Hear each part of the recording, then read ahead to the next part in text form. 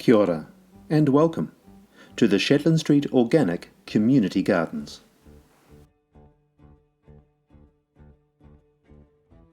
So what's on the agenda today? So any of this, so we'll this area here, this lovely Stay? contraption is fantastic for growing the beans on, because the sun, it's just behind us here at the moment in August, but it'll come right round. This is quite a sunny wee spot. We will need to give it a good dig over though, because it has been wet over the winter. So yeah, this little piece here, and these beds that are just on this slight raise here, they get the best sun coming through into this next part of the year. Yeah, so, and I think for all gardens the idea is to know them through the season. So, Absolutely. yeah, and just So what do you normally plant on these two higher beds? here? Yeah, especially coming into spring. Brassicas. Yeah. Because it's not. I've got to be careful with brassicas, because of course if they get a lot of warm weather really quickly, they just bolt and go to flower. Yeah. And so this is in this little enclosure of our community gardens. It's quite it's a cooler environment here than it is, especially than the Marakai behind us up on the hill with the where the marae is. So the brassicas go really well here. Yep. So yeah, beautiful. Cool. And the beans will grow well here. Get behind you there. The brassicas will grow extremely well, but more later in the season, because it stays a lot cooler. So it doesn't have those rapid changes in temperature. Yeah. So yeah, later on we can have brassicas up in that top bed. We'll leave that one just until we get to warmer weather though. Yeah. And the lower beds down there, they're quite good winter beds, because they catch the sunshine that comes through between the trees that you can see in the background. But in the summertime they're very dry, those beds, and so we can plant things in there that suit a drier environment. So it's just a matter of carefully choosing where things go as the seasons unfold.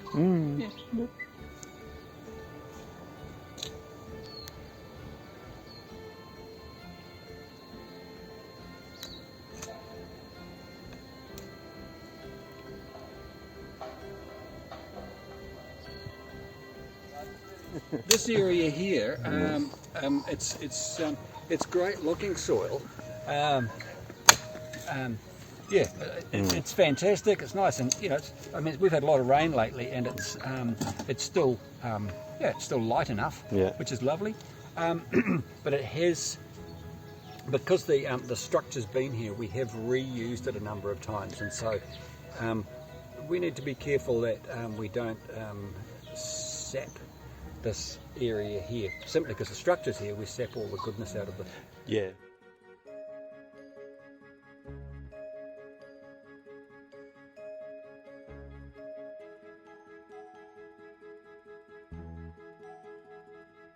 And the reason it's so incredible is that the miners were able to eat that in the winter, because it only grows in the winter. And so the miners in Central Otago didn't die of scurvy, basically poor nutrition through the winter. And if you have a look, especially over here, you can see, because it's much better sort of array of it, because we haven't been in amongst it. Just have a nibble.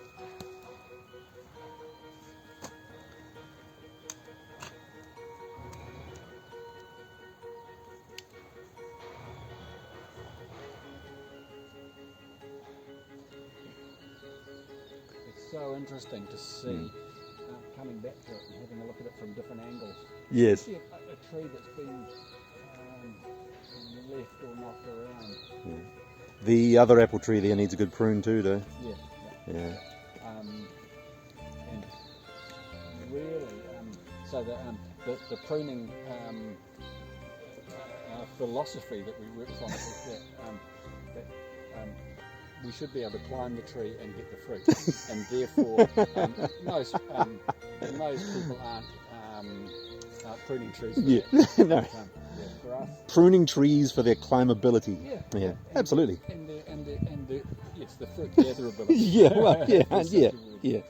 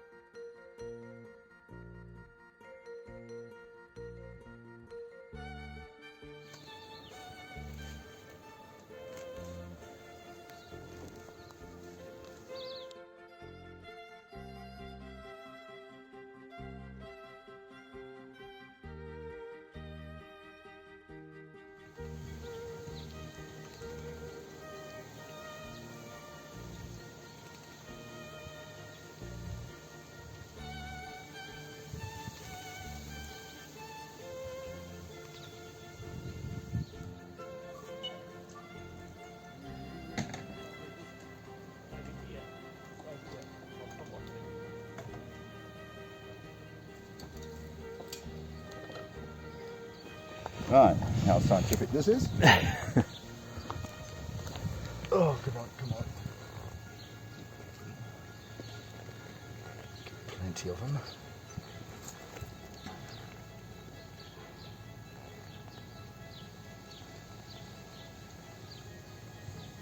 What's in a tray of, Craig? What do you put there? Parsnips there.